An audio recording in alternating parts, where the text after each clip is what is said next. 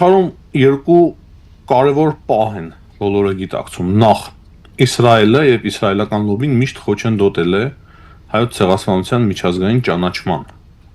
Ամերիկայի Միացյալ Նահանգներում, այլ երկրներում, որտեղ որ ունի իսրայելական լոբի, միշտ էլ հակազդել է, աշխատել են թուրքերի հետ միասին։ Հիմա ինչ է փոխվել տարածաշրջանում, որ Իսրայելն է պատրաստում ճանաչել հայոց ցեղասպանությունը։ Սա է ամենակարևորը եւ սրա պատասխանը ես կարծում եմ ոչ միայն պատերազմներ Իրանի եւ Իսրայելի միջև, այլ նաեւ Էրդողանի հայտարարությունները, բազմաթիվ հայտարարությունները, որոնք որ գոյաբանական խնդիր են ստեղծում Իսրայել պետության համար։ 2 օր առաջ Նետանյահուն ինքն էլ այդ մասին խոսեց, ասաց, որ մշտապես սպառնում է Նետանյահուն Իսրայելին, Էրդողանը Իսրայելին եւ դա առաջացնում է արդեն գոյաբանական խնդիր եւ այս հարցն է ինքը բարձրացնելու Դոնալդ Թրամփի մոտ։ Եվ սա է հիմնական պատճառներից մեկը, որ Գեդեոն Սարը, արտգործնախարարը նախ գրառում կատարեց այդ մասին, հետո հաջորդ օրը արդեն Կիրակի օրը միաձայն կառավարության նիստին ընդունեցին հարցը եւ ուղարկեցին Քնեսեթ։ Հիմա շատերը խոսում են այն մասին, որ առաջին անգամ չէ, որ Իսրայելի խորհրդարան է մտել հայոց ցեղասպանության հարցը։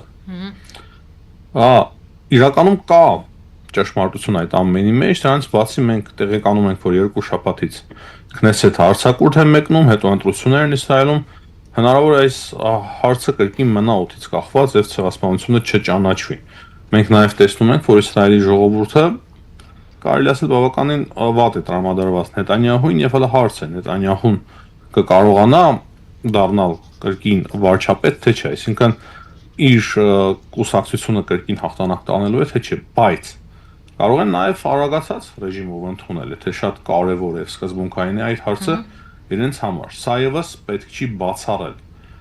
Մեզ համար կարեւոր է հիմա հասկանալ այն, որ սա ուղղակի ցեղասպանության ճանաչում չէ։ Մենք կարող ենք ընդունում ենք, որ ահա Իսրայելն էլ է ցանկանում ցեղասպանությունը, բայց չէ։ Սա գլոբալ տարածաշրջանային փոփոխություն է, աշխարհակաղակական փոփոխություն է Իսրայելի համար։ Պատերազմը, որը որ տեղի ունեցավ Իրանի հետ, Թուրքիան քիչ էր մնացել միջամտեր։ Եթե ուշադրություն եք դարձրել, Թրամփը մի քանի օր առաջ հայտարարեց, որ քանի որ Թուրքիան չի միջամտել բնականաբար Իրանի կողմից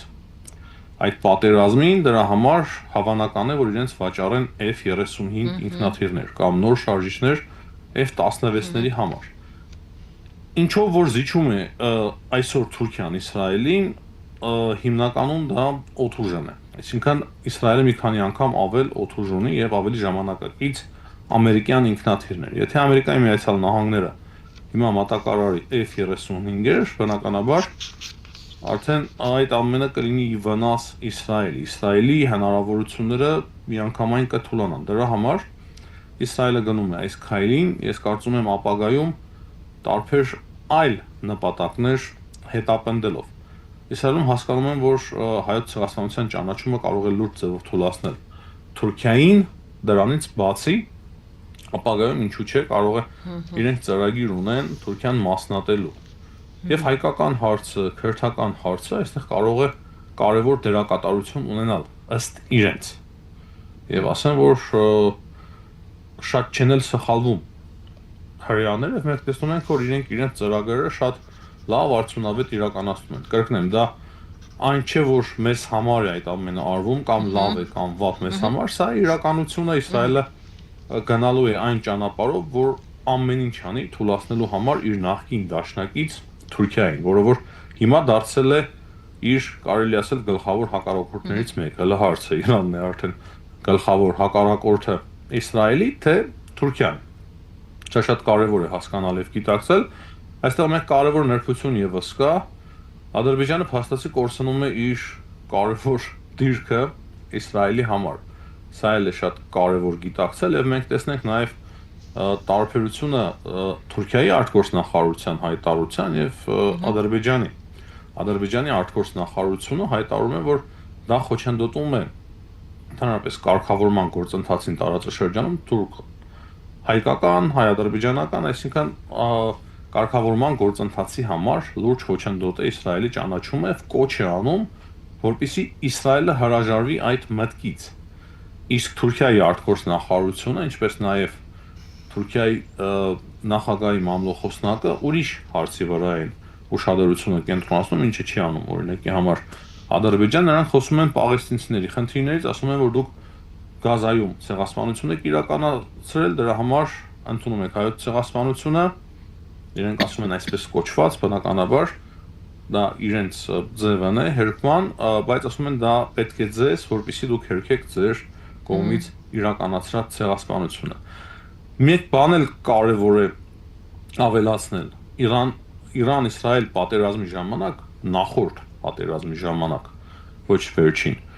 Իսրայելի բանակը հետաքրքիր քարտեզ էր հրապարակել, երբ որ ցուցադրում էր, թե որ կետերին են հարվածում, եւ այդ քարտեզի մեջ Արցախը Հայաստանի կազմում էր։ Ես չեմ կարծում, որ իսրայելական բանակի քարտեզները պատահաբար են հրապարակում, եւ բոլորը այդ ամենը նկատեցին։ Այսինքն կարող է փոփոխություն տեղի ունենալ նաև Հայաստանի նկատմամբ, փորձեն Հայաստանի հետ խորացնել հարաբերությունները, եթե կան հիմա այլ հարաբերություններ, այսինքն հաստատեն, խորացնեն, հասցնեն ռազմաքաղաքական բնույթի, եւ կարևոր է այստեղ հասկանալ մեկ բան, որ արդեն Իսրայելը ունի նման հարաբերություններ Հունաստանի եւ Կիպրոսի հետ։ Ասում են, որ իրավիճակը այնքան լարված է, որ եթե նույնիսկ շանտաժի են փորձում դիմել, եւ գիտեն, որ կանից հետը գնում է արձակուրդի, բայց պահը հիմա ավելի լուրջ է եւ ավելի ռեալ է վտանգը Թուրքիայի համար, քան նախկինում, եթե հիմա էլ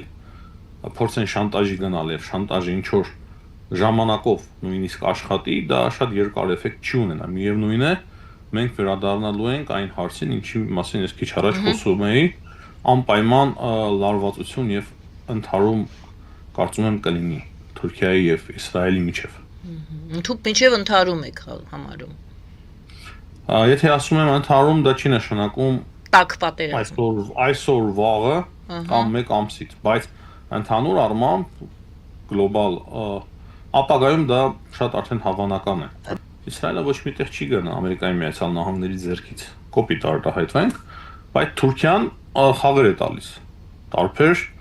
կենտրոնների հետ եւ դրա համար Ամերիկայի Միացյալ Նահանգները հիմա ունեն լուրջ աշխատելու տեղ Թուրքիայի ուղղությամբ սա շատ կարևոր է, որ մենք հասկանանք,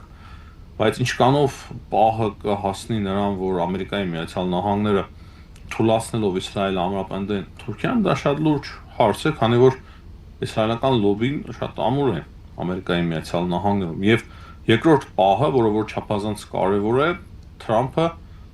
իրեն վիրավորված է զգում պատերազմից Իրանի հետ, այսինքն այն արդյունքները, որն ինքը ցանկանում էր հասնել Իրանում, մասամբ է կարողացել, այսինքն նորմալ ձևով չի կարողացել հասնել եւ դա ինչ որ միտեղ Իսրայելի պատճառով է։ Կա կարծիք հստակ, որ Նետանյահուն է ներքաշել Թրամփին այս պատերազմի մեջ եւ Թրամփը չի ստացել այն, ինչ ուզում էր ստանալ, հակառակը ինքը վտանգել է արդեն աշնանը տեղի ունենալիք կոնգրեսի միջանկյալ ընտրությունները իր կուսակցության համար։ Չի կարող չլինել Հայաստանի գործում։ Տեսեք, հիմա որ հուտիները անընդհատ հրթիռահարում էին Իսրայելը, իրենք գնացին եւ հարաբերություններ հաստատեցին Սոմալիլենդի հետ, հիմա ամուր ներկայություն ունեն Սոմալիլենդում եւ արդեն ավելի զուսպ են իրենց, չէ՞, պահում հուտիները։ Հիմա նույնը փաստացի նաեւ Հայաստանի մասով։ Հարցը այն է, թե Հայաստանի իշխանությունները որքանով պատրաստ են կամ որքանով կցանկանան խորացնել իրենց հարաբերությունները Իսրայելի հետ։ Սա շատ կարեւոր է հասկանալ։ Ես չեմ կարծում, որ Հայաստանի այսօրվա իշխանությունները շատ ցանկանան այդ քայլին դիմել, այսինքն բնականաբար կփորձեն բարելավել ավելի հարաբերությունները, խորացնել, բայց որ խաղալիք դառնան Իսրայելի ձեռքում կամ մեկ այլ երկրի ձեռքում, ես չեմ տեսնում նման մտադրություն կամ ցանկություն։